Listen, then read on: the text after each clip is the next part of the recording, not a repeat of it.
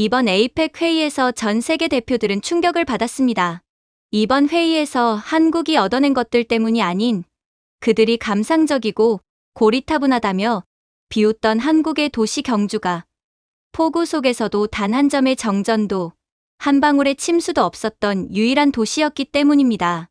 감정으로 도시를 설계할 수 없다던 일본과 프랑스 대표들은 결국 말문을 잃었고 고대의 돌길과 최신 AI 시스템이 완벽히 맞물린 한국의 기술을 보며 박수를 보냈습니다. 1000년 전의 설계가 2025년의 최첨단 기술과 하나가 된 한국 도시의 모습에 전 세계 정상들은 그야말로 경악을 하며 회담 결과보다도 더욱 큰 파장을 일으키고 있다고 하는데요. 그렇다면 이들은 대체 경주에서 어떤 충격적인 경험을 했던 것일까요? 안녕하세요. 제 이름은 토마스 엘로이입니다. 저는 케임브리지 대학에서 도시 디자인을 가르치며 유럽연합 도시유산 재생위원회의 자문을 맡고 있습니다. 2025년 에이펙 정상회의가 경주에서 열린다는 소식을 처음 들었을 때 저는 거의 웃음을 터뜨렸습니다. 미래를 논하는 회의를 박물관에서 연다고요? 저는 비행기 안에서 제 조교에게 그렇게 말했습니다. 한국이 정말 주목받고 싶은가 보군. 제 조교는 애써 웃으며 아무 말도 하지 않았지만 속으로는 동의하고 있다는 걸 눈치챘습니다. 제게 한국은 늘 모순적인 나라였습니다. 전자기기는 세계 최고지만 도시미학은 어딘가 어색한 나라. 저는 경주를 그저 옛날 유적지 정도로만 생각했어요. 기와지붕 아래 기념품 가게, 확성기를 들고 떠드는 가이드, 시간 속에 멈춰선 관광 도시, 그저 너저분하고 고리타분한 모습만이 상상되었죠. 그래서 저는 런던의 동료에게 농담처럼 말했습니다. 경주에 도착하면 멈춰버린 시간을 사진으로 가져다 줄게. 우리는 함께 웃었습니다. 하지만 부산공항에 도착한 순간부터 뭔가 달랐습니다. 소음도 없고 혼잡도 없었어요. 짜증 섞인 안내방송 하나 들리지 않았죠. 짐은 제가 수화물 벨트에 도착하기도 전에 이미 나와 있었습니다. 경주행 열차는 시계 초침처럼 정확히 출발했습니다. 1분의 지연 시간도 없이 말입니다. 그럼에도 저는 중얼거렸습니다. 효율적이라고 해서 그게 문화는 아니지. 그래도 인정해야만 하겠지. 한국의 인프라만큼은 정말 전 세계 최고 수준이라는 것을 말이야. 한국인 직원들은 과하게 친절하지도 거칠지도 않았습니다. 절제된 예의 속에 묘한 질서감이 있었죠. 인프라뿐만이 아니라 사람들까지도 너무 완벽하군 인간미가 없을 정도야. 그렇게 생각했죠. 그러나 경계심은 오래가지 않았습니다. 경주도심에 들어서는 순간 제 얼굴에 미소가 굳었습니다. 완만한 언덕 사이마다 거대한 흙무덤들이 줄지어 서 있었고 그 사이를 무인 전기 셔틀들이 고요히 미끄러지듯 오가고 있었거든요. 차 소리도 안내 방송도 없었습니다. 셔틀은 사람 근처에서는 자동으로 속도를 늦추었고 능선을 따라 부드럽게 곡선을 그리며 돌무덤을 피해갔습니다. 이게 자율주행입니까? 저는 본능적으로 물었습니다. 운전자가 없다는 사실을 잠시 잊은 채 말이죠. 옆자리에 한국 대표단원이 웃으며 대답했습니다. 네, 교수님. 노선 센서는 1000년 전 신라도로 밑에 설치되어 있습니다. 돌길이 아직 살아있거든요. 그 길을 실제로 사용한다는 말입니까? 그렇습니다. 그는 차분히 고개를 끄덕였습니다. 옛 도로가 콘크리트보다 튼튼합니다. 우리는 그저 신경을 심었을 뿐이에요. 저는 아무 말도 할 수 없었습니다. 런던에서 진행 중인 자율주행 실험은 매번 교통체증과 소송으로 끝이 나고 있었으니까요. 그런데 한국은 1500년 된 유적지 한가운데서 완벽한 시스템을 작동시키고 있었습니다. 그것도 소음 없이, 겸손하게, 자연스럽게. 영국의 스마트 시티가 소란스러운 실험실이라면 한국의 도시는 조용한 완성품이었습니다. 그러나 더욱 충격적이었던 부분은 따로 있었어요. 셔틀이 에이펙 회의장에 도착하자 저는 또 한 번 놀랐거든요. 도시 중심의 전광판도 눈부신 간판도 없었습니다. 모래빛 석재와 유리로 지어진 낮은 건물들이 고분의 곡선을 그대로 이어받은 듯 자연스럽게 배치되어 있더군요. 과장된 관광 홍보 디자인이군요. 제가 비꼬듯 중얼거리자 통역관이 부드럽게 말했습니다. 홍보가 아니라 설계입니다. 그 말이 유난히 뼈에 박혔습니다. 실내로 들어가니 공기의 온도와 소음이 절묘하게 조화를 이루고 있었어요. 천장 패널은 햇빛에 따라 자동으로 밝기를 조절했고 바닥은 화려한 대리석이 아니라 지역의 흙을 압축해 만든 황토 타일이었습니다. 저는 속으로 비웃었습니다. 에코 감성, 전형적인 요즘식 장치군. 이런 걸로 눈속임을 해봤자 요즘 사람들은 속지 않아. 중국을 봐. 선진국인 척을 하려고 겉만 그럴듯하게 꾸며놨지만 속은 썩어 문드러진 영락없는 개발도상국인 것을 전 세계가 알잖아. 하지만 제 발소리가 울리지 않는 걸 깨닫는 순간 저는 표정을 완전히 구길 수밖에 없었습니다. 흙바닥이 소리를 흡수해 회의장의 울림을 완벽하게 제어하고 있더군요. 저는 나지막이 중얼거렸습니다. 짜증날 정도로 완벽하군요. 옆에 있던 일본 대표가 웃으며 말했습니다. 그게 한국의 방식이죠. 균형을 기술로 만듭니다. 하지만 가장 소름 돋았던 부분은 따로 있었죠. 그날 밤 대릉원 고분군 근처에서 열린 환영행사에서 저는 또 한 번의 충격을 받았습니다. 등불과 북소리를 예상했지만 대신 부드러운 조명과 잔잔한 음악이 도심 전체를 감싸고 있었어요. 불빛은 하늘이 아니라 땅속에서 나왔습니다. 유리판 아래 매립된 광섬유 조명들이 고분의 곡선을 따라 흐르고 있었죠. 그리고 그 길을 따라 노인과 젊은 부부, 외국인 대표단이 함께 걸었습니다. 소음도 통제도 없이요. 그때 마침 셔틀 한 대가 조용히 도착했습니다. 문이 열리자 안에는 나이 지긋한 할머니 한 분이 평온하게 앉아 계시더군요. 유적지 안에 이런 기계가 들어와도 괜찮은 겁니까? 제가 놀라서 묻자 안내원이 미소를 지으며 답했습니다. 셔틀의 무게는 사람 2명과 같습니다. 한국이 자체 기술력으로 특허를 낸 신소재를 사용했거든요. 그리고 실라인의 도로는 원래 이런 곡선이었어요. 저희는 그 곡선을 따라갔을 뿐이에요. 그럼 당신들의 기술은 과거를 침범하는 게 아니라 이어주는 거군요? 그는 고개를 끄덕였습니다. 저희는 그걸 시간의 연속이라고 부릅니다. 그 말을 듣는 순간 제 안에 오만이 부서졌습니다. 영국에서는 보존이냐 개발이냐를 두고 수십 년째 논쟁만 반복하는데 한국은 그 둘을 이미 하나로 엮어놓고 있었습니다. 과거와 미래가 다투지 않고 서로를 완성시키고 있었죠. 어느 쪽도 과장되지 않았습니다. 자연스러웠습니다. 완벽한 조화라는 게 이런 걸까요? 한국의 모습은 마치 제 그간의 커리어를 완전히 박살내는 것 같았어요. 싱가포르 대표가 제 표정을 보고 말했습니다. 교수님, 마치 유령을 본 얼굴이네요. 유령이 아니라 저는 중얼거렸습니다. 모순을 본 겁니다. 셔틀이 다시 움직였습니다. 좁은 골목을 지나며 보니 가로등마다 전통 무늬가 새겨져 있었고 그 안에는 사람 감지 센서가 숨어 있었습니다. 사람의 발걸음이 멈추면 빛도 함께 약해졌습니다. 상점들은 수공예 도자기를 진열해두고 그 옆에 QR 결제 코드를 붙여두었죠. 낡음과 새로움이 충돌하지 않고 마치 한 문장의 두 단어처럼 자연스럽게 이어지고 있었습니다. 이건 말도 안 돼. 저는 웃었습니다. 영국은 수십 년째 유산 보존 때문에 자전거 도로 하나도 못 만들고 있는데 한국은 왕릉 옆에서 자율주행을 굴리고 있네요. 그런데 전혀 어색하지 않아요. 한국인 통역관이 조용히 대답했습니다. 저희는 새로운 걸 만드는 대신 오래된 답을 다시 읽습니다. 그 말이 가슴에 박혔습니다. 서양의 도시가 논쟁으로 발전한다면 한국의 도시는 경청으로 발전하고 있었거든요. 호텔로 돌아오는 길, 창밖에 고분들이 달빛 아래 고요히 빛나고 있었습니다. 화려하지 않았습니다. 오히려 겸손했어요. 저는 처음으로 한국이 가진 조용한 강함을 느꼈습니다.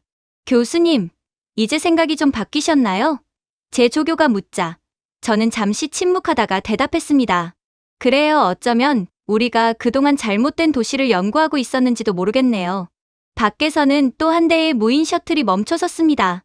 한 중년 부부가 조용히 타기 전 무덤 쪽으로 허리를 숙여 인사했습니다. 셔틀 문이 닫히며 은은한 종소리가 울렸습니다. 저는 창밖을 보며 혼잣말로 중얼거렸어요. 한국은 기술의 예의를 가르쳤군요.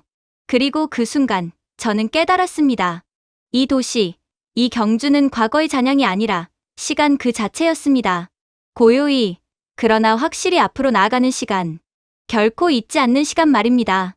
그렇게 저는 한국에 저도 모르게 서서히 빠지고 있었어요. 그러다 최하나 씨를 만나게 됩니다. 그녀를 처음 만났을 때 그저 형식적인 미소와 외워둔 설명만 반복하는 공무원쯤으로 생각했습니다. 그러나 그녀는 달랐어요. 관광 가이드북 대신 얇은 태블릿 하나만 들고 조용히 다가왔습니다. 엘로이 교수님, 경주에 오신 것을 환영합니다. 유창한 영어로 그녀가 말했습니다.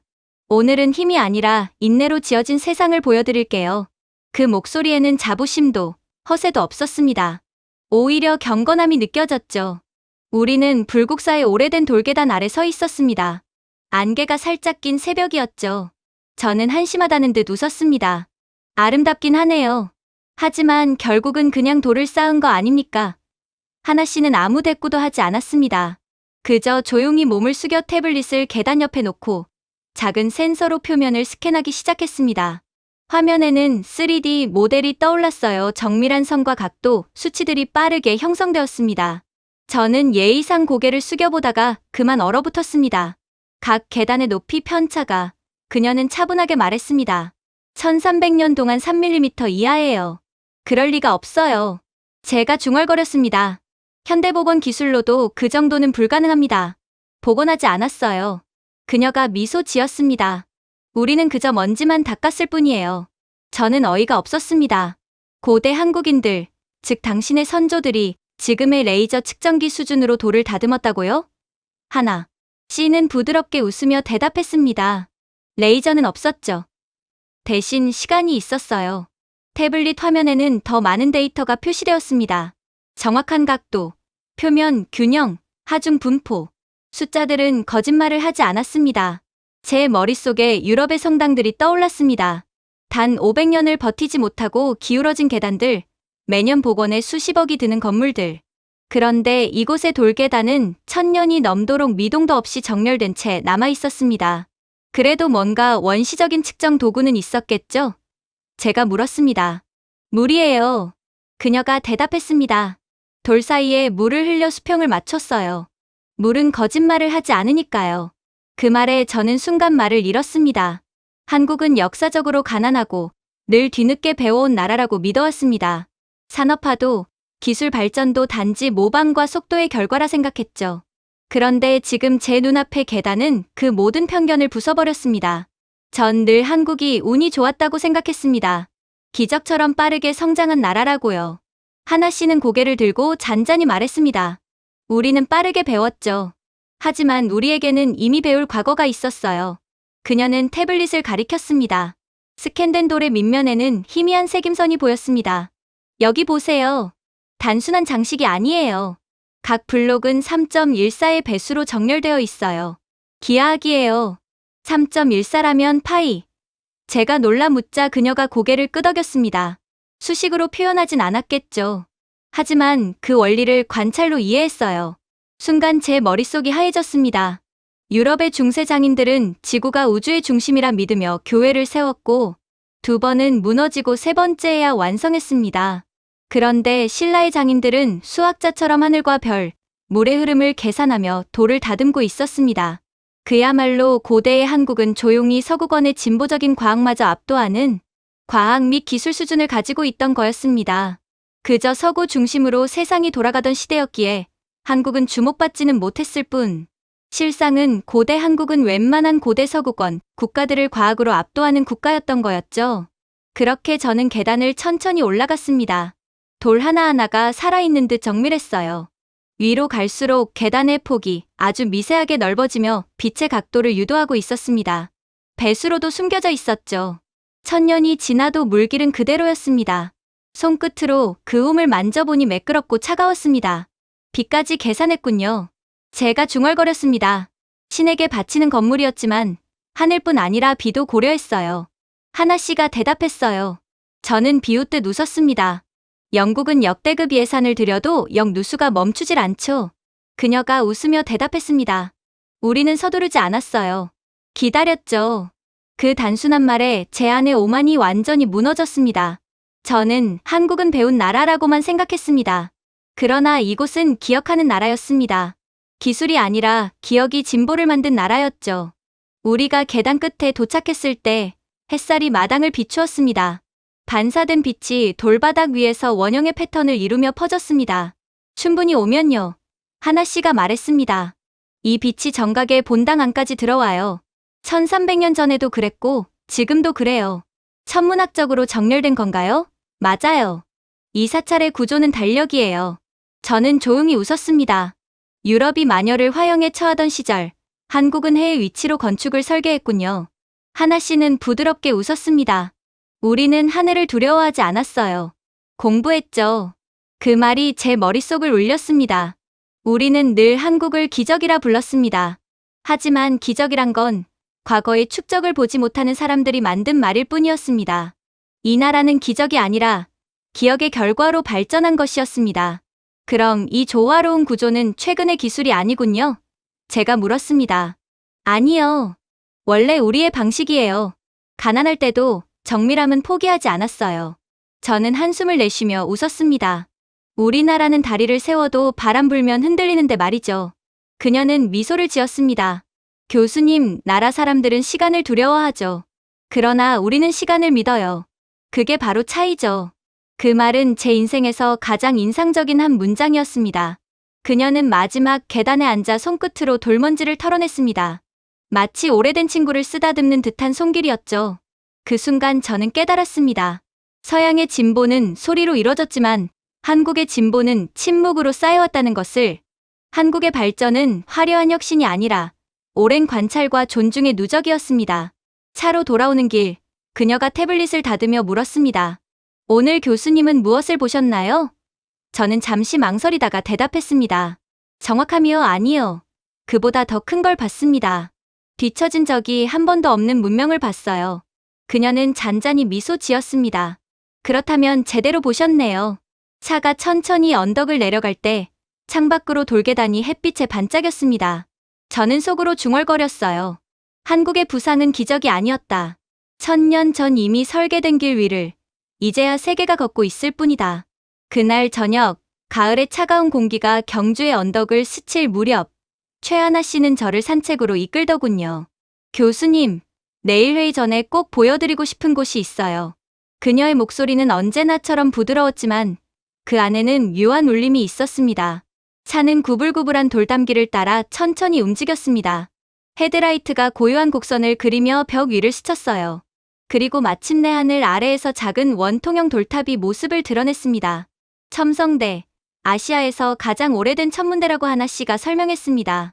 사진으로만 보던 그 탑은 실제로는 단정하고 소박했지만 이상할 정도로 완벽한 균형을 자랑하더군요. 마치 그 돌 하나하나가 아직도 자신이 향했던 별의 위치를 기억하고 있는 듯했습니다. 생각보다 작네요. 제가 중얼거렸습니다. 네, 그녀가 대답했습니다. 하지만 위대함은 크기로 재어지지 않아요. 탑 주위에는 몇 명의 엔지니어들이 조용히 장비를 설치하고 있었습니다. 발전기의 시끄러운 소음도 현란한 조명도 없었습니다. 오직 희미한 화면의 불빛만이 돌 위에 번지고 있었죠. 지금 저 사람들은 지역 내비게이션 시스템을 보정 중이에요. 하나 씨가 설명했습니다. 이 첨성대의 각도는 세계의 주요 별자리와 완벽히 일치해요. 그 정렬을 도시의 야간 에너지 효율 시스템에 적용하고 있죠. 별의 위치를 도시 설계에 쓴다고요? 제가 눈썹을 치켜 세웠습니다. 그녀가 고개를 끄덕였습니다. 미신이 아니라 과학이에요. 별의 이동은 예측 가능하죠. 사람들의 교통량도 전력 소비량도 마찬가지예요. 시스템이 두 가지 리듬을 함께 읽습니다. 그 말이 너무 시적이라 순간 웃음이 나왔습니다. 우린 아직도 비가 오면 위성 신호가 끊겨요. 한국은 하늘에 묻는군요. 그녀는 미소 지었습니다. 저희는 그걸 관찰이라고 부릅니다. 달빛에 비친 돌탑은 마치 숨쉬는 생물처럼 부드럽게 빛났습니다. 하나 씨는 태블릿을 들어 올렸습니다. 그러자 화면 위에 반투명한 별자리 도면이 겹쳐지며 하늘에 투사되었어요. 그리고 놀랍게도 1400년 전 신라인들이 기록했던 별의 위치가 지금의 하늘과 완벽히 일치했습니다. 망원경도 없이 이런 정밀한 계산을 했어요. 그녀가 조용히 말했습니다. 그 시절 유럽은 아직 지구가 둥근지 평평한지도 논쟁 중이었죠. 제가 중얼거렸습니다. 그렇죠. 그녀가 미소 지었습니다. 우리는 논쟁하지 않았어요. 그냥 측정했죠. 그녀의 말은 자부심으로 가득했지만 자만은 전혀 없었습니다. 엔지니어들이 실험을 시작했어요. 멀리서 전기차 여러 대가 천천히 움직이기 시작했죠. 그 노선은 별자리의 궤적과 정확히 일치했습니다. 소음도 급정거도 없이 부드럽게 흐르는 빛의 행렬이었습니다. 모든 노선은 북쪽에서 5도 각도로 휘어져 있어요. 하나 씨가 말했습니다. 그 덕분에 야간 운행 시 에너지 소비를 12% 절감할 수 있죠. 곰자리의 이동 각도를 그대로 따른 겁니다. 저는 웃음을 터뜨렸습니다. 12%요? 저희 나라 교통국은 2%만 절감해도 세금 올린다고 떠들어요. 그녀는 웃으며 대답했습니다. 효율성은 아름다움이 설계를 도울 때 생기는 거예요. 그녀의 말투에는 과장 없는 확신이 담겨 있었습니다. 저는 하늘을 올려다보았습니다. 1400년 전 신라의 천문학자들이 바라봤던 별들이 여전히 같은 자리에 빛나고 있었습니다. 그들은 권력이나 신앙을 위해 별을 본 것이 아니었습니다. 질서를 이해하기 위해서였죠. 우리가 잃어버린 단어, 조화가 한국에겐 과학이었습니다. 첨성대는 별을 보는 누대라는 뜻이죠. 제가 물었습니다. 맞아요. 그녀가 고개를 끄덕였습니다. 옛사람들은 하늘의 움직임을 이해하면 세상을 균형 있게 다스릴 수 있다고 믿었어요. 종교가 아니라 겸손한 과학이었죠. 저는 다시 탑을 바라보았습니다. 높이와 둘레의 비율이 완벽히 일정했어요. 장식이 아니라 계산이었습니다. 건축으로 표현된 수학이네요. 맞아요. 그녀가 미소 지었습니다. 그 비율은 지금도 한국의 현대 건축 곳곳에 숨어 있어요. 그녀는 태블릿을 조작해 화면을 바꿨습니다. 첨성대의 구조와 부산 스마트 항만의 인공지능, 물류 흐름이 비교되어 있었습니다. 탑의 비례와 항만의 곡선, 하중 분배가 거의 동일했어요. 21세기의 기술은 결국 하늘에서 내려온 도면을 다시 그린 거예요.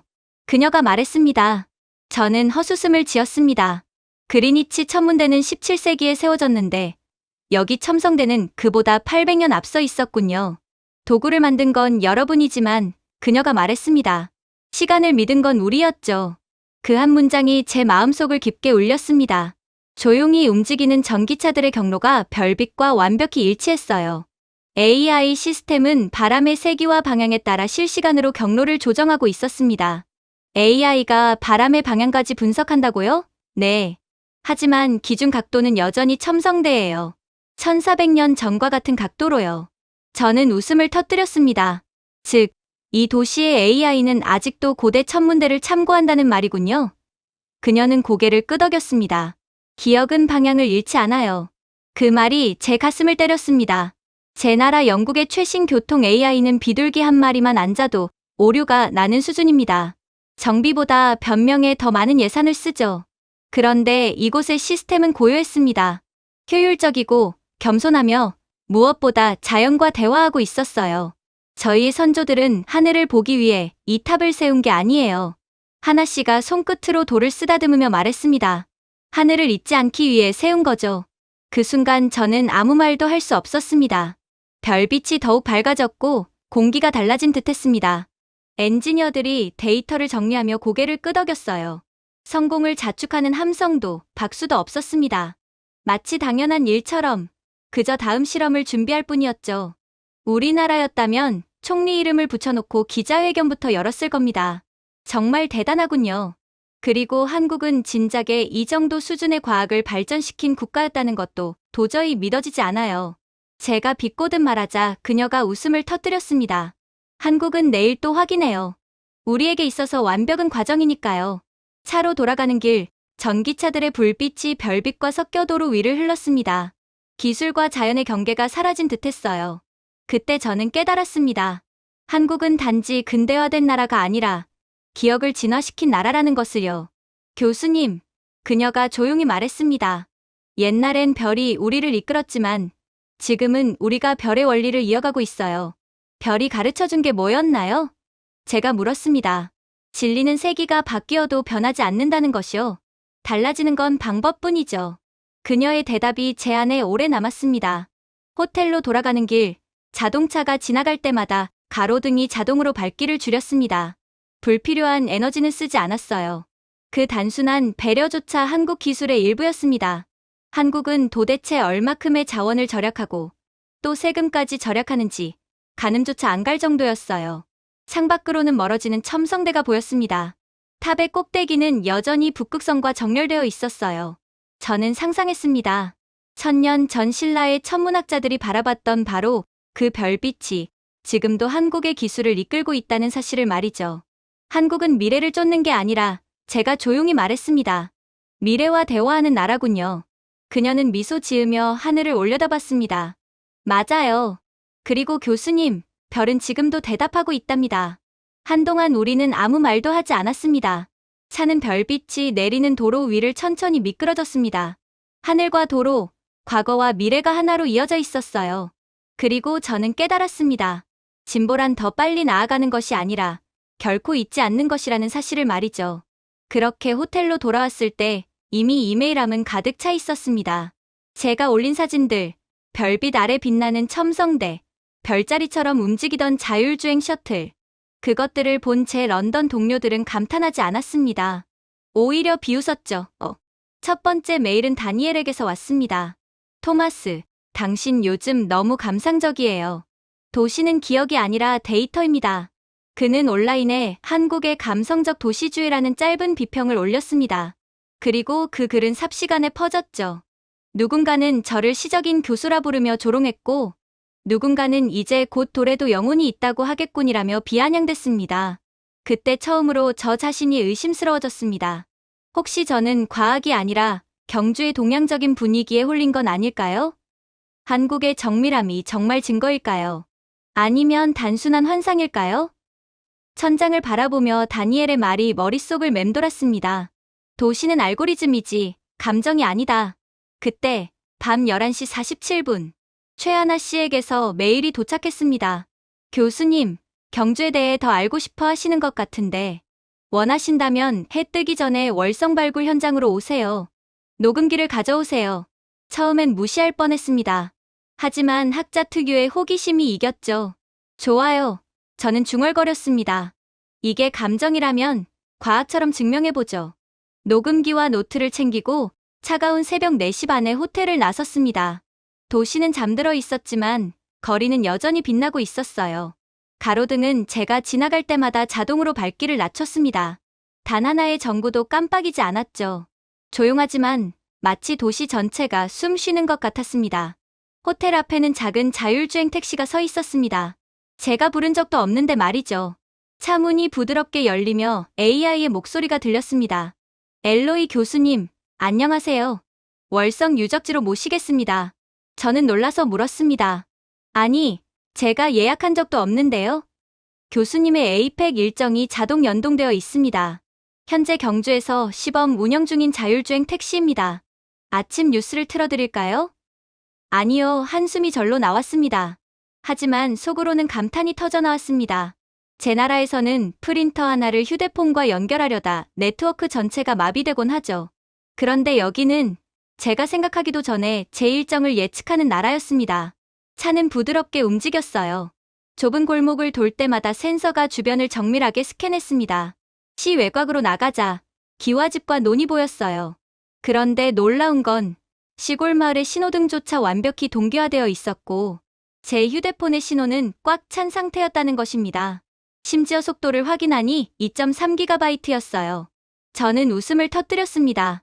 이건 말도 안 돼. 영국은 런던만 벗어나도 신호가 끊기는데 여긴 논에서도 생방송을 하겠군. 도로는 개울을 따라 이어졌습니다. 다리, 표지판, CCTV까지 모든 것이 하나의 네트워크에 연결되어 있었어요. 계기판에는 온도, 미세먼지, 사람의 움직임까지 실시간으로 표시됐습니다. 저는 문득 하나 씨가 했던 말이 떠올랐습니다. 우리는 빠르게 짓지 않아요. 함께 지어요. 정확히 새벽 5시 58분, 차가 멈췄습니다. 월성 유적 발굴 현장 입구였습니다. 한 젊은 엔지니어가 다가와 제 QR코드를 비접촉으로 스캔했어요. 어서 오세요, 교수님. 최하나 실장님이 C구역에서 기다리고 계십니다. C구역은 넓은 평야였습니다. 그 위에는 수십 대의 드론이 떠 있었죠. 모두 완벽한 질서로 움직이며 땅속을 3D로 스캔하고 있었습니다. 드론 하나당 시간당 1.2TB의 데이터를 전송하고 있었습니다. 대형 투명 스크린에는 지하 왕궁의 형태가 홀로그램으로 재현되어 있었습니다. 시끄러운 기계음도 거대한 굴착기도 없었어요. 대신 작은 측량 드론들이 하늘을 조용히 미끄러지듯 움직였고 사람들은 맨손으로 오래된 기초를 따라 섬세하게 선을 그었죠. 저는 최하나 씨에게 물었습니다. 이런 대규모 발굴에 중장비를 안 쓰나요? 그녀는 고개를 저었습니다. 기계는 무게를 들 수는 있어도 무게를 느낄 수는 없어요. 그러다가 유적이 파괴되거나 훼손되기 십상이죠. 이곳은 파괴가 아니라 이해의 장소예요. 그러니 안전한 드론을 사용하는 거예요. 우린 기억을 배우는 기계를 만들었거든요. 그녀의 말이 끝나기도 전에 둥근 안경을 쓴 한 소녀가 태블릿을 들고 다가왔습니다. 교수님, 안녕하세요. 저는 서미래예요. 그녀는 또렷한 영어로 자신을 소개했습니다. 저는 고등학생 자원봉사자예요. 궁전 유적과 현재의 도로 구조가 어떻게 이어지는지 보여드릴까요? 그녀는 화면을 터치했습니다. 순간 태블릿 위로 홀로그램 모델이 펼쳐졌어요. 고대 궁전의 복도 선들이 반투명한 빛으로 떠오르고 그 위에 현대 경주의 셔틀 도로망이 겹쳐졌습니다. 놀랍게도 두 선은 거의 완벽히 일치했습니다. 보이시죠? 소녀가 환하게 웃으며 말했습니다. 우리 조상님들은 이미 흐름을 설계했어요. 단순한 벽이 아니라 도시의 리듬을 만든 거예요. 잠깐, 제가 눈을 크게 뜨며 물었습니다. 지금 저 도로들이 1000년 전 궁전의 구조를 그대로 따른다는 건가요? 맞아요. 미래가 자랑스럽게 대답했습니다. 정확히 98.6% 일치해요. 저는 숨이 멎은 듯 서 있었습니다. 홀로그램 위에서 고대와 현대가 겹쳐지며 마치 세기가 하나의 심장으로 뛰는 듯했어요. 이건 단순한 발굴이 아니군요. 제가 중얼거리자 하나 씨가 미소 지었습니다. 그렇죠. 한국은 복원이 아니라 연속을 설계해요. 연속성은 가장 효율적인 인프라니까요. 그런데 이런 시스템은 서울 같은 대도시에나 가능한 거 아닌가요? 드론과 디지털로 모든 것을 처리하다니. 이건 그만큼의 인프라가 확보되지 않으면 불가능할 텐데요. 제가 물었습니다. 그러자 그녀는 고개를 젓더군요. 아니요. 한국의 모든 군 단위 지역은 동일한 데이터망을 공유해요. 심지어 산골 마을도 초당 1기가비트 이상이 기본이에요. 한국에서는 시골에서 사는 할머니조차 문제없이 와이파이를 사용할 수 있는 거죠. 저는 실소를 터뜨렸습니다. 제 나라 영국에서 농부들은 아직도 세금 신고서를 우편으로 보내요. 비만 오면 정부 서버가 멈추거든요. 그때 위에서 드론들이 일정한 소리로 회전하며 마치 음악처럼 조화를 이루고 있었습니다. 소음 방지 시스템인가요? 네. 주파수를 자동으로 조정해요. 새의 비행 경로도 실시간으로 감시하죠. 자연을 방해하면 안 되니까요. 저는 놀라며 물었습니다. 즉, 이 기계들이 환경과 공존한다는 말씀이군요. 그녀는 고개를 끄덕였습니다. 맞아요. 조화를 깨뜨리는 발전은 진짜 발전이 아니에요. 그녀의 목소리는 담담했습니다. 한국에 있어서 이 모든 건 기적이 아니라 일상일 뿐이었던 것입니다. 심지어 현장 끝에서는 연구원들이 작은 원반형 토양 센서를 땅에 묻고 있었습니다. 이건 밀도, 습도를 실시간으로 측정해요. 하나 씨가 설명했습니다. 원래 농업용으로 개발했지만 지금은 문화재 보존에도 써요. 태블릿 화면에 데이터가 실시간으로 떴습니다. 0.23%의 수분 편차, 14.2도의 온도차, 안정성 99.7%, 배터리 교체 없이 10년을 버텨요. 그녀가 덧붙였습니다. 태양광을 미세 단위로 흡수해서 자체 전력을 만들어 쓰죠. 저는 비웃듯 웃었습니다. 우린 와이파이 공유기도 2년도 못 버티는데요. 그녀가 고개를 살짝 기울였습니다. 그건 아마 공유기와 사람이 싸워서 그렇겠죠. 한국의 기계들은 사람과 협력해요. 그녀의 말은 도발적이었지만 묘하게 설득력이 있었습니다. 이곳의 기술은 요란하지 않았습니다. 자신을 드러내지 않고 조용히 효율을 쌓고 있었죠. 잠시 후 저희는 현장 옆에 작은 카페로 향했어요. 겉보기엔 평범한 시골 카페였지만 문이 자동으로 열렸습니다. 안으로 들어가자 인공지능의 부드러운 목소리가 들렸어요. 최하나님, 어서 오세요. 동행인 한 분 확인되었습니다. 평소 주문하시던 아메리카노와 영국식 홍차 준비할까요? 네, 부탁해요. 그녀가 대답했습니다. 커피는 조용한 컨베이어를 통해 자동으로 나왔어요. 지방 카페라도 전력은 도시에 의존하지 않아요. 그녀가 말했습니다. 태양광으로 충전하고 남는 에너지는 도시로 다시 보내요. 그럼 도시와 마을이 서로 전력을 교환한다고요? 네.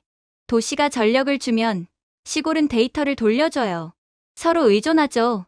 이게 바로 한국이 세계 최강의 안정적인 전력 시스템을 갖추었다고 평가받는 이유입니다. 저는 깊은 숨을 내쉬었어요. 제 나라 영국의 시골이라면 도서관은 닫히고 와이파이는 끊기고 길의 구멍엔 여우가 빠질 정도죠. 그런데 한국은 농촌 카페조차 우주정거장처럼 느껴졌습니다. 이 정도 기술이 전국에 다 있는 건가요? 그렇죠. 경주가 이 정도 수준인데 서울이나 다른 대도시는 어떻겠어요? 그녀가 미소 지었습니다. 요즘 한국에서는 섬마을 어르신들도 드론으로 6분 안에 약을 받으세요. 외로움이나 고립은 한국엔 더 이상 존재하지 않아요. 그녀의 말에 가슴이 먹먹했습니다. 영국의 시골에서는 응급차가 오는데 3시간이 걸립니다. 그동안 사람들은 기도를 하죠. 그런데 여긴 드론이 응답합니다. 그렇게 해가 완전히 떠오를 무렵 발굴 현장은 수백 개의 데이터 포인트로 반짝였어요. 하나 씨가 작은 홀로그램 칩을 제게 건넸습니다. 여기요. 발굴된 월성의 디지털 복원본이에요. 이 작은 칩 안에 그 거대한 궁궐이 다 들어있다고요? 400GB로 압축했어요. 오프라인에서도 볼 수 있어요. 저는 피식 웃었습니다. 저희는 부서 간 파일을 옮기다 반은 날려버리는데요. 그녀는 차분히 대답했습니다. 신뢰가 없으면 데이터도 흐르지 않아요. 그 말이 가슴에 남았습니다. 우리는 기술을 숭배하지만 신뢰하지는 않습니다. 하지만 한국은 달랐어요. 신뢰가 기술이었고 기술이 신뢰였죠. 차가 다시 움직이기 시작했습니다. 창밖에는 논밭 사이로 반짝이는 태양광 패널들이 끝없이 이어졌어요. 보이시죠? 교수님. 그녀가 창밖을 가리켰습니다. 한국은 도시와 시골을 구분하지 않아요. 같은 심장으로 뛰게 설계했어요. 저는 그 말을 곱씹었습니다. 그렇다면 한국은 네트워크가 아니라 하나의 연결된 국가군요. 그녀가 조용히 웃었습니다. 맞아요. 우리 조상들은 그걸 한마음이라 불렀어요. 우린 그걸 기술로 이어받았을 뿐이에요. 저는 아무 말도 할 수 없었습니다. 한국의 힘은 기계나 인프라가 아니었습니다. 끊김이 없는 나라. 그것이 진짜 기술이었죠. 저는 기록기에 조용히 메모했습니다. 한국의 시골은 런던의 중앙 서버보다 빠르다. 이 문장은 우스꽝스럽게 들렸지만 분명 사실이었습니다. 한국의 기술은 화려함이 아니라 배려였습니다. 그리고 그 배려는 도시와 마을, 인간과 기계, 과거와 미래를 하나의 리듬으로 엮고 있었죠. 아마 다니엘은 결코 이해하지 못할 것입니다. 그는 도시는 데이터로 산다. 라고 말하곤 했거든요. 물론 저 또한 한국에 오기 전까지는 그 말에 동의했습니다. 하지만 저는 이제 압니다. 문명은 기억으로 산다는 것. 그리고 한국은 그 두 가지를 하나로 만든 유일한 나라라는 것을 말이죠. 그렇게 월성 발굴 현장을 다녀온 다음 저는 불국사를 찾았습니다. 맑은 가을 햇살이 사찰의 지붕을 비추고 있었고 공기에는 은은한 소나무 향이 배어 있더군요. 곁에는 여전히 최하나 씨가 함께하고 있었습니다. 그녀는 고요하게 걸으며 말했습니다. 많은 분들이 저를 종교적 공간이라고 생각하시죠. 하지만 불국사는 사실 수학적인 공간이에요. 수학적인 공간이요? 제가 되물었습니다. 그녀는 미소 지었습니다. 모든 곡선, 그림자, 기둥의 간격까지 전부 계산되어 있죠. 이 계단도 그래요. 하나하나의 높이가 18.5cm로 맞춰져 있습니다. 그건 단순한 편의가 아니라 인간의 호흡 리듬과 일치하도록 설계된 거예요. 저는 계단을 한 걸음씩 올랐습니다. 걸음이 자연스럽게 이어졌어요. 마치 숨과 걸음이 동시에 박자를 맞추는 듯 했습니다. 이상하네요. 전혀 힘이 들지 않아요. 그게 바로 조화예요. 하나 씨가 부드럽게 웃었습니다. 한국의 아름다움은 장식이 아니라 조율된 질서 속에서 만들어져요. 우리는 마당에 들어섰습니다. 햇살 아래의 지붕은 금빛도 아니고 회색도 아니었습니다. 조용히 빛을 머금은 청동빛, 눈이 편안한 절제된 아름다움이었어요. 목조 기둥들은 완벽하게 일직선이 아니라 아주 미세하게 안쪽으로 기울어져 있었습니다. 비대칭이네요. 제가 말했습니다. 서양이라면 불균형이라고 부르겠지만 한국에선 그걸 생명이라고 불러요. 하나 씨가 대답했습니다. 완벽한 대칭은 생기를 잃어요. 그래서 건축가들은 일부러 1에서 2도의 차이를 두었죠. 우리는 그걸 선비의 균형, 즉 살아있는 균형이라고 해요. 그리고 그게 바로 한국의 전통이 아름다운 이유죠. 그 순간 저는 숨을 멈췄습니다. 공기조차 질서 있게 움직이는 듯했습니다. 아이들이 단체로 관람을 오고 있었고 한 아이가 저를 보고 수줍게 미소 지었어요. 그 미소 속에서 천년의 시간이 잠시 멈춘 듯했습니다. 불국사는 여러 번 재건됐지만 하나 씨가 조용히 말했습니다. 기둥 간격, 처마의 곡률, 지붕의 기울기 비율은 단 한 번도 바뀌지 않았어요. 바람의 저항을 최소화하기 위한 설계였죠. 물리학이 존재하기 전부터 한국의 장인들은 이미 그걸 알고 있었던 거예요. 즉, 과학이 언어로 정리되기 전에 이미 실현됐다는 말씀이군요. 그녀는 고개를 끄덕였습니다. 그들은 공식이 아니라 바람의 목소리를 들었어요. 저는 웃으며 말했다가 곧 숙연해졌습니다. 기둥 하나를 손끝으로 만졌습니다. 나무는 차가우면서도 살아있는 듯했어요. 이건 숨 쉬는 것 같아요. 맞아요. 그녀가 대답했습니다. 이 목재는 습도에 따라 팽창하고 수축해요. 지금은 내부에 미세 나노 필름을 입혀서 습도를 자동 조절하도록 만들었죠. 눈에 보이는 기계는 없지만 이 사찰은 사계절 내내 온도 편차가 1도 이내로 유지돼요. 저는 놀란 눈으로 그녀를 보았습니다. 천년된 절에 기후 제어 시스템이 있다고요? 네. 그녀는 장난스럽게 웃었습니다. 한국은 기술을 감추는데 천재적이죠. 기계는 자연을 방해하지 않아야 하니까요. 저는 웃음을 터뜨렸습니다. 우리나라 건물은 에어컨 하나 숨기려다 천장 다 부숴요. 그녀가 미소 지었습니다. 그럼 교수님 나라는 열보다 인간을 막는 천장을 만든 걸지도 모르겠네요. 우리는 함께 웃었습니다. 그 웃음은 사찰의 돌등 사이로 퍼져나갔어요.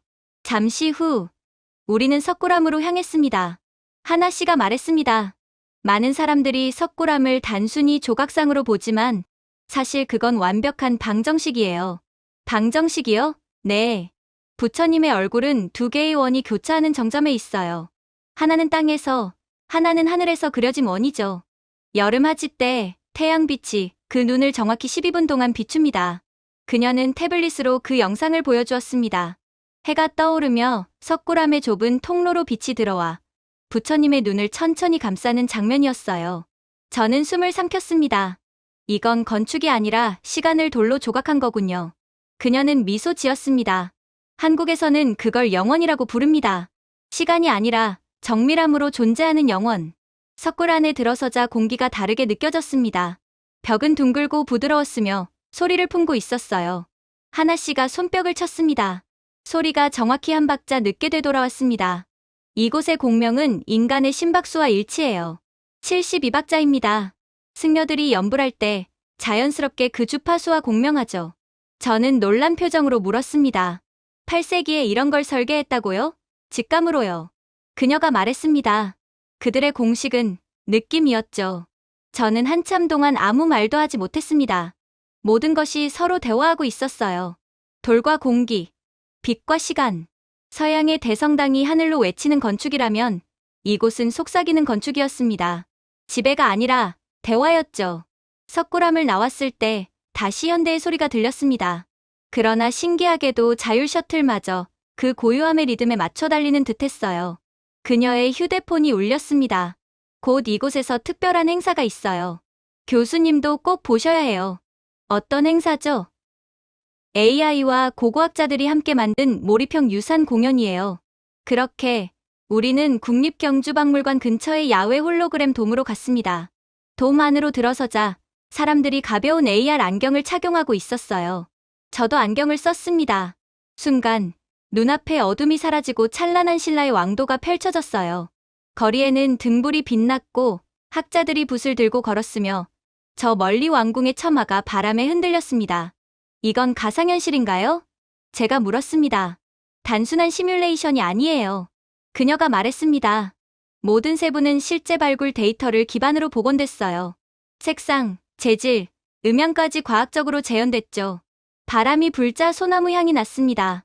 심지어 냄새까지요. 그녀는 미소 지었습니다. 네. 당시의 화학 성분을 분석해서 숲의 향을 복원했어요. 이걸 우리는 오감의 역사라고 부릅니다. 가상 공간 속의 장인 한 명이 옥을 깎고 있었습니다. 그의 손끝 움직임, 돌의 질감, 그리고 망치가 부딪히는 소리가 너무나 생생했어요. 한 아이가 손을 내밀자 장인은 미소 지으며 이건 옥의 결을 따라 깎아야 한단다. 라고 영어로 답했습니다. 실시간 반응형인가요? 네. 하나 씨가 말했습니다. AI가 방문자의 반응을 학습해서 대화를 만들어가요. 모두에게 각자의 역사 체험이 주어지는 거죠. 저는 숨을 내쉬었습니다. 이건 단순한 재현이 아니라 기억의 부활이군요. 그녀가 고개를 끄덕였습니다. 맞아요. 역사는 죽은 게 아니에요. 우리가 다시 말을 걸면 지금도 대답하죠. AR 안경을 벗자 돔 밖에는 진짜 별이 떠 있었습니다. 그 별들은 1000년 전 석굴암을 설계한 사람들이 바라봤던 바로 그 별들이었습니다. 그 순간 저는 느꼈어요. 한국은 과거와 미래가 나란히 걷는 나라라는 것을 말이죠. 보이시죠? 교수님, 하나 씨가 말했습니다. 우리의 유산은 오래된 것이 아니라 계속되는 것이에요. 그 계속됨을 가능하게 한 건 기억에 대한 존중이군요. 맞아요. 그녀가 부드럽게 웃었습니다. 기억이야말로 우리의 가장 오래된 기술이죠. 호텔로 돌아오는 길, 도시의 불빛은 조용히 숨을 쉬는 듯했습니다. 어딘가에서는 사찰이, 어딘가에서는 위성이 같은 별빛 아래서 조용히 대화를 나누고 있었겠죠. 그날 밤 저는 깨달았습니다. 한국의 위대함은 미래를 빨리 만드는 데 있는 게 아니라 과거를 영원하게 만드는 데 있다는 것을 말이죠. 그래서 전 세계 아무도 한국을 따라하지 못하는 거였습니다. 오직 한국만이 기적을 써내려갔고 또 아름다움까지 보존하고 있는 거였죠. 그러나 이렇듯 평화롭고 아름다운 일만 일어날 것 같았던 정상회담은 갑자기 충격의 도가니로 변해버리고 말았습니다.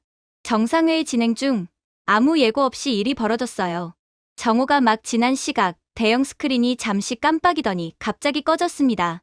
처음엔 단순한 기술 오류인 줄 알았습니다. 하지만 불과 몇 초 뒤 기자석 곳곳에서 놀란 목소리가 터져 나왔습니다. 도쿄 정전이래. 상하이도 일부 지역이 전력망 다운이랍니다. 주변이 술렁였습니다. 저도 믿기지 않아 물었어요. 정전이라고요? 일본이랑 중국이요. 중국 대표 한 명이 급히 휴대폰을 들여다보며 대답했습니다.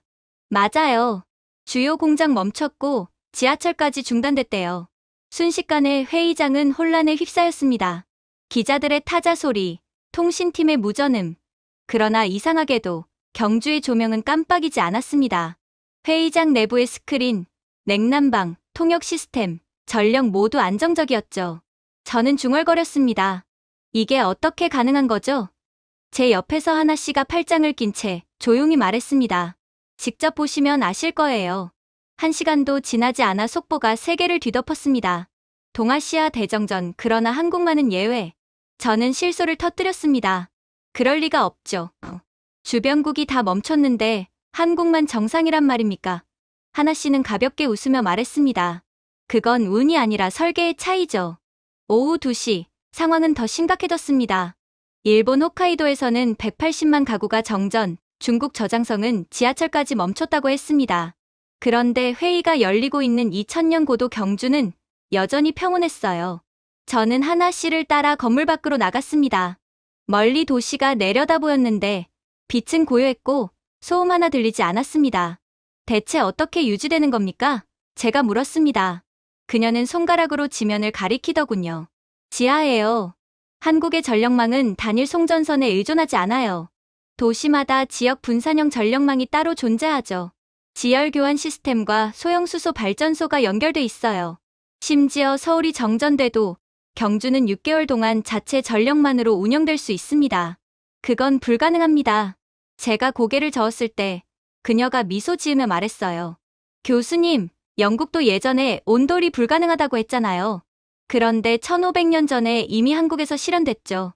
저는 잠시 말을 잃었습니다. 하나 씨의 말이 농담 같았지만 전혀 과장이 아니었습니다. 그때 일본 기자 한 명이 다가왔습니다. 도쿄는 완전한 블랙아웃입니다. 백업 발전소가 동기화 오류를 일으켰어요.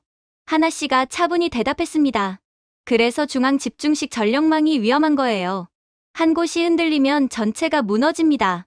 하지만 한국은 전혀 문제없잖아요. 기자가 물었습니다. 하나 씨는 고개를 끄덕였습니다. 한국의 전력망은 동기화가 아니라 조화로 움직입니다. 조화요? 네. 동기화는 모든 시스템을 억지로 같은 리듬에 맞추는 거예요. 조화는 각자의 리듬을 인정하면서 함께 움직이는 거죠. 그녀가 태블릿을 열었습니다. 한반도 전역의 전력망이 지도 위에서 살아 움직이는 듯 보였어요. 각 도시마다 미세하게 다른 주기로 전멸하는 빛들. 그런데 전체는 하나의 맥박처럼 완벽히 연결되어 있었습니다. 우리는 이걸 공명, 그리드라고 부릅니다. 전력원을 다양화한 건가요? 제가 물었습니다. 3가지를 결합했어요. 지열, 수소 마이크로셀, 그리고 인간의 에너지 사용 예측 데이터죠. 모든 건물과 신호등이 실시간으로 피드백을 보내요. 명령이 아니라 학습으로 움직입니다. 그러니 절대로 붕괴될 수가 없는 거죠. 한 가지 전력원이 끊기면 다른 전력원이 보충해주면 돼요. 세 가지가 모두 한 번에 끊길 확률은 아예 없으므로 한국은 동아시아가 아닌 지구 전체의 정전 사태가 터져도 가장 마지막까지 살아남는 국가가 될 수 있는 거죠. 그 말을 듣는 순간 2023년 런던 대정전이 떠올랐습니다. 열차가 멈추고 엘리베이터에 갇히고 사람들이 촛불 들고 밤을 새웠던 그 끔찍한 날. 그때 우리는 노후된 케이블 탓이라며 변명했죠. 하지만 지금 보니 그건 기술의 문제가 아니라 철학의 차이였습니다. 중국은 과부하된 석탄망에 의존했고 일본은 정치적 이유로 원전 가동을 미뤘습니다. 그러나 한국은 1000년 전 돌무덤 사이에 서서도 빛을 다루는 법을 이미 알고 있었어요. 하나 씨가 조용히 말했습니다. 한국의 평균 정전 시간은 1년에 16초입니다. 16초요? 네. 일본은 14분, 중국은 43분. 영국은 그녀가 저를 바라보며 미소 지었습니다. 저는 한숨을 내쉬었습니다. 묻지 마세요. 우리는 지하 유리 패널 위로 걸어갔습니다. 투명한 유리 아래로 은은한 열의 흐름이 보였어요. 저게 도시의 열교환 라인이에요. 87%의 주택이 외부 전력 없이 지열로 작동하죠. 깊이는 얼마나 되나요? 70m. 지하 14.5도의 일정한 온도를 이용해요. 놀라운 기술이 아니라 자연에 대한 존중이죠. 존중. 그 단어가 이상하게 마음을 울렸습니다. CNN 생중계 카메라가 우리를 비추고 있었어요. 기자가 말했습니다. 일본과 중국이 대규모 정전에 빠진 가운데 한국 경주는 완벽히 작동 중입니다. 이 분산형 지능 전력망은 세계 유일한 모델로 평가받고 있습니다. 옆에 있던 프랑스 대표가 감탄하며 말했습니다. 지금 문명을 실시간으로 진화시키는 나라를 보는 기분이군요. 정말 대단해요. 이번 에이펙 덕분에 이러한 한국의 무지막지한 모습을 전 세계가 지켜보고 있는데 한국은 자신들의 강력함을 공짜로 전 세계에 홍보하고 있어요. 하나 씨는 아무 말 없이 도시를 내려다봤습니다. 우리는 강력함을 위해 전력을 만든 게 아니에요. 지속성을 위해 만든 거죠. 해가 지자 일본의 열차는 여전히 멈춰 있었고 상하이의 스카이라인은 어둠 속에 묻혔습니다. 그러나 경주는 반대로 은은하게 숨쉬듯 빛났어요. 마치 도시가 살아있는 것 같네요. 제가 말했습니다. 그녀는 고개를 끄덕였어요. 맞아요. 모든 구역이 에너지 흐름에 맞춰 박동하죠. 사람이 모이면 빛이 강해지고 밤이 깊으면 조용히 숨을 멈춥니다. 그녀의 설명은 이어졌습니다. AI가 단순히 전력량만 계산하는 게 아니에요. 사람의 상태를 감지해요. 노인의 집이 급격히 식으면 온도를 보정하고 공원에 인파가 몰리면 자동으로 전력을 재분배하죠. 이게 바로 한국이 자체 기술력으로 개발한 유동 시스템이에요. 한국 기술력이 대단한 이유라고 할 수 있죠. 저는 놀라 웃었습니다. 그럼 전력망이 사람의 감정을 읽는 건가요? 그녀가 미소 지었습니다. 감정이 아니라 인식이에요. 생명체의 존재를 느끼고 거기에 맞게 반응하죠. 그녀의 말은 단순한 기술 설명이 아니었습니다. 그건 하나의 철학이었죠. 저는 머릿속으로 비교했습니다. 끝없는 석탄 연기로 덮인 중국의 공장들, 규제에 묶여 발전소를 못 돌리는 일본, 그리고 이 조용한 나라, 기술을 뽐내는 게 아니라 마치 숨 쉬듯 사용하는 한국. 그때 한 학생이 달려왔습니다. 교수님, 지금 속보예요. 휴대폰 화면에는 이렇게 적혀 있었습니다.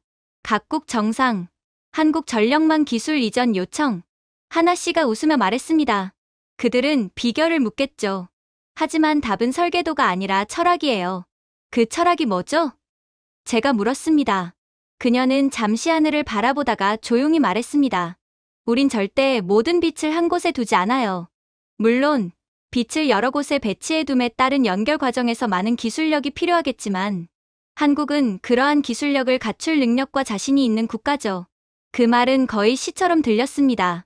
그렇게 정전 사태가 있던 다음 날 아침, 저는 구조공학자 민지석 박사님을 만났습니다. 그는 경주 보존연구소의 책임자로 한 손에는 태블릿을, 다른 손에는 장갑을 끼고 있더군요. 빛을 쫓아다니셨다고 들었습니다. 그가 미소를 지으며 말했습니다. 이제는 돌을 만나실 차례입니다. 돌이요? 제가 되물었습니다. 그는 저를 연구소 복도를 따라 안내했습니다. 복도 양쪽에는 절의 기둥, 탑, 석 등의 3D 스캔 이미지가 정렬되어 있더군요. 우리는 작은 실험실로 들어섰습니다. 테이블 위에는 화강암, 석회암, 옥, 기와 조각 등 여러 암석 샘플이 놓여 있었고 각각 디지털 코드가 부착되어 있었습니다. 민 박사님이 한 돌판을 가리키며 말했어요. 이 문양이 보이시죠? 그가 벽면에 홀로그램 영상을 띄우자 1000년 전 석판 표면이 확대되어 나타났습니다. 곡선과 나선이 복잡하게 얽혀 있었지만 놀랍도록 정교했습니다. 처음엔 단순한 장식이라고 여겼습니다. 그가 말을 이었습니다. 그런데 진동 테스트를 해보니 이상한 결과가 나왔어요. 그는 화면을 터치했습니다. 돌의 패턴이 빛으로 깜박이기 시작했어요. 이 곡선들은 4에서 9Hz 주파수 대역과 일치합니다. 즉, 현대의 고층 빌딩에서 사용하는 내진 주파수와 같습니다. 저는 놀라서 물었습니다.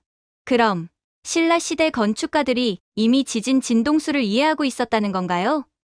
그는 고개를 끄덕였습니다. 공식으로 계산한 건 아니죠. 땅과 바람, 그리고 흙이 어떻게 움직이는지 직감으로 배웠던 겁니다. 그는 분황사 석탑의 디지털 시뮬레이션을 보여주었습니다. 지진 6.8 규모로 시뮬레이션했을 때 변형량이 0.002mm에 불과했습니다. 그는 미소를 지었습니다. 이건 현대 강철 구조물보다 더 안정적인 수치입니다. 저는 믿기지 않아 물었습니다. 1000년 전에 지은 탑이 현대 건축물보다 더 견고하다고요? 그는 조용히 웃었습니다. 그들은 계산하지 않았습니다. 돌의 말을 들었을 뿐이죠. 그 한마디가 제 마음을 울렸습니다. 돌이 말했다. 그리고 한국의 선조들은 그저 들었다. 박사님은 저를 야외로 데려갔습니다. 그리고 그는 놀라운 말을 해오더군요. 여기엔 거창한 인공지능이 없습니다. 단지 오랜 세월 반복된 관찰과 논리뿐이죠. 우리가 걷는 동안 그는 주변의 산맥을 가리켰습니다. 우리의 선조들이 이 자리에 절을 지은 이유가 뭔지 아십니까? 경치가 좋아서 아닐까요? 그는 고개를 저었습니다. 이 땅은 진동이 계곡의 공명과 맞습니다. 즉, 자연이 이미 진동 안정기 역할을 하는 곳이죠. 즉, 한국인들은 자연에 맞서 싸우지 않았습니다. 단 한 번도 그런 적이 없죠. 자연과 함께 설계했습니다. 그러니 전통 건축물들이 지금껏 완벽하게 보존되어 있는 것이죠. 잠시 후, 그는 저를 최신 연구동으로 안내했습니다. 투명한 그래핀돔 안에서 연구진이 새 건축 구조를 실험 중이었습니다. 이 재료를 보세요. 그가 유리벽을 두드리며 말했습니다. 이건 한국이 자체 기술력으로 개발한 신소재예요. 어디서 영감을 받았냐고요? 대나무를 모방해 만든 마이크로 구조체입니다. 압력을 받으면 휘었다가 다시 제자리를 찾아가죠. 그가 태블릿을 건넸습니다. 300톤의 하중에서 변형률 0.018%. 저는 눈을 크게 떴습니다. 그건 불가능합니다. 케임브리지 연구소에서도 절반도 못 미칩니다. 그는 웃으며 말했습니다. 아이디어는 대나무에서 왔어요. 우린 그냥 그걸 디지털로 재현했을 뿐이죠. 돔 위의 구조체는 가벼웠지만 단단했습니다. 그는 덧붙였어요. 이 돔은 자체적으로 에너지를 생산합니다. 그래핀 층 사이에 태양전지가 직조되어 있어요. 밤에는 낮에 흡수한 빛을 되돌려 발산하죠. 그 빛은 인공적인 느낌이 없었습니다. 오히려 살아있는 듯한 온기가 느껴졌죠. 사람들은 종종 묻습니다. 한국 공학은 왜 그렇게 강한가요? 그럴 때마다 전 이렇게 말하죠. 우린 자연의 소리를 듣는 법을 잊지 않았기 때문입니다. 소리를 듣는다. 제가 중얼거렸습니다. 그는 흙 위에 손을 얹었습니다. 대지의 떨림, 물의 흐름, 열의 이동. 이 모든 게 설계의 언어입니다. 그걸 듣는 순간 기술은 교만하지 않게 되죠. 그리고 그건 우리의 선조들도 마찬가지였어요. 우리의 선조들은 이렇듯 자연과 과거와 소통할 수 있는 능력을 우리에게 물려준 것이죠. 다른 특별한 것은 없어요. 저는 순간 제 나라를 떠올렸습니다. 비 오는 날마다 침수되는 런던 지하철, 습지 위에 세워진 빌딩들, 예산 부족으로 매년 폐쇄되는 다리들. 우린 자연을 이해하려고 하지 않았습니다. 그저 계산하고 문제 생기면 고쳤죠. 그러나 한국은 달랐습니다. 그들은 먼저 배우고 그 다음에 만들었습니다. 박사님은 저를 전망대로 안내했어요. 아래로는 연구단지가 조용히 펼쳐져 있더군요. 소형 발전돔, 드론 군집, 햇빛을 반사하는 수로와 솔숲이 한 폭의 풍경처럼 조화를 이루고 있었습니다. 그가 무릉덩이 하나를 가리켰습니다. 보이세요? 저건 냉각 수조이자 에너지 저장 장치입니다. 바이오 열 조절 조류를 이용하죠. 한 평방미터가 나무 30그루만큼의 탄소를 흡수합니다. 저는 웃음을 터뜨렸습니다. 말도 안 돼요. 발전소가 연못이라니. 그는 웃으며 대답했습니다. 단순함이야말로 가장 우아한 기술입니다. 그는 잠시 침묵하다가 말했습니다. 일본은 냉각터널을 지하에 만들며 수조의 돈을 쏟아붓죠. 중국은 강을 콘크리트로 덮어 홍수를 막으려 하지만 오히려 더 심해집니다. 그들은 자연을 이기려 하고 우린 자연과 협상합니다. 그 결과는 명확하죠. 보세요. 중국과 일본의 대규모 정전 사태가 터졌을 때 한국에서만큼은 그러한 피해를 일절받지 않았어요. 심지어 이곳은 서울 같은 대도시도 아니고 경주라는 작은 도시일 뿐임에도 말입니다. 저는 잠시 말을 잃었습니다. 그 차이는 단순한 기술이 아니라 태도였어요. 석양이 내릴 무렵 우리는 실험실로 돌아왔습니다. 공중에는 황룡사의 홀로그램이 떠 있었고 그 구조는 정교하게 소용돌이 형태로 배치되어 있었습니다. 이 나선 구조는 하중을 분산시켜요. 우린 이 원리를 최신 고속철 교량에도 적용했습니다. 그가 지도를 확대하자 한국 전역의 교량과 터널, 도시 구조물이 파란 선으로 연결되어 나타났습니다. 모든 구조의 뿌리는 옛사찰의 패턴에서 왔어요. 수학이 그걸 증명하기 전에 이미 인간의 직감이 알고 있었던 겁니다. 그는 제 쪽을 바라보며 말했습니다. 서양은 과학과 정신을 분리했죠. 한국은 둘을 한 번도 나눈 적이 없습니다. 그 말에 실험실이 조용해졌습니다. 기계의 미세한 진동만이 공간을 울렸어요. 저는 고국을 떠올렸습니다. 수익률에만 매달리는 기업, 책상 앞에서만 설계하는 엔지니어들, 그리고 철골만 남은 도시의 잿빛 풍경. 우린 그것을 진보라 불렀습니다. 하지만 지금 보니 그건 공허한 소음이었습니다. 그리고 지금의 영국의 인프라들이 무너져 내리는 것을 보면 한국과 영국 중 누가 더 옳은 결정을 했는지는 너무나도 자명해서 대답을 할 필요조차 없었어요. 그리고 다음 날, 그날은 천둥 소리로 시작되었습니다. 계곡을 울리는 북소리 같은 굉음이 들려오자 경주 에이펙 회의장 안의 공기가 순식간에 얼어붙었어요. 유리창 너머로 폭우가 쏟아지고 카메라 기자들이 일제히 창가로 몰려갔습니다. 지역 홍수 경보입니다. 고속도로 전면 통제래요. 그리고 누군가 비웃듯 중얼거렸습니다. 한국 기술이 아무리 대단해도 비는 못 막네? 하지만 하나 씨는 미동도 하지 않았습니다. 그녀는 창문가에 서서 고요히 빗줄기를 바라보았어요. 제가 물었습니다. 무슨 일이라도 있습니까? 웃으시는 것 같네요. 그녀가 살짝 고개를 돌리며 미소 지었습니다. 웃는 게 아닙니다. 익숙한 광경이라서요. 익숙하다고요? 오늘이야말로 시험하기 좋은 날이에요. 잠시 후 빗줄기는 더욱 거세졌습니다. 보통이라면 도로가 잠기고 배수구가 넘쳐야 하는 폭우였죠. 그런데 놀랍게도 아무 일도 일어나지 않았습니다. 소란도, 침수도, 심지어 물웅덩이조차 없었어요. 대신 물은 돌길을 따라 춤을 추듯 흐르고 있었습니다. 나선형으로 정확히 설계된 각도 그대로 말이죠. 마치 보이지 않는 손이 흐름을 지휘하는 듯 했습니다. 이게 도대체 어떻게 된 겁니까? 제가 중얼거리자 하나 씨가 창밖을 가리켰습니다. 이게 바로 우리 조상들이 도시를 설계하던 방식이에요. 설마 이게 고대 기술이라고요? 그녀는 고개를 끄덕였습니다. 우리가 새로 발명한 게 아닙니다. 단지 잊지 않았을 뿐이에요. 도로는 빗물 위에 빛나는 유리처럼 매끄러웠습니다. 저 경사면들 보이시죠? 하나 씨가 말했습니다. 신라 시대의 배수 지도와 거의 같습니다. 우리는 그 패턴을 3D 스캔해서 현대의 센서로 복원했어요. 제가 웃으며 받아쳤습니다. 그럼 지금은 고대 엔지니어들의 유령이 도시를 관리하는 겁니까? 그녀는 조용히 웃었습니다. 유령이 아니라 버리지 않은 지혜죠. 그때 미국 대표 한 명이 헐레벌떡 달려왔습니다. 도쿄 항공편 전면 결항, 상하이는 침수. 그런데 경주는 그는 말을 잊지 못했습니다. 깨끗하군요. 유리창 너머로 보이는 도시는 폭우 속에서도 고요히 빛나고 있었습니다. 모든 배수로가 자동으로 열리고 닫히며 실시간으로 유량을 조절했어요. 기계가 아니라 살아있는 생명체 같았습니다. 모든 도로는 자기만의 판단을 합니다. 하나 씨가 말했습니다. 중앙 서버가 명령하지 않아요. 각 도로가 스스로 빗물을 읽고 어떻게 숨 쉴지 결정하죠. 숨 쉰다고요? 네. 살아있으니까요. 우리는 빗속으로 걸어 나갔습니다. 발밑으로 고인물 한 점 없었습니다. 배수구 옆에 무릎을 꿇고 자세히 들여다봤어요. 소리 하나 없이 맑은 물이 완벽한 곡선을 따라 흘러가고 있었습니다. 여기 경사는 1200년 전 도로의 각도와 동일합니다. 하나 씨가 말했습니다. 하지만 지금은 AI 마이크로 밸브가 그 역할을 대신하죠. 하나가 고장나도 옆 시스템이 즉시 작동합니다. 그녀는 태블릿을 열어 실시간 데이터를 보여주었습니다.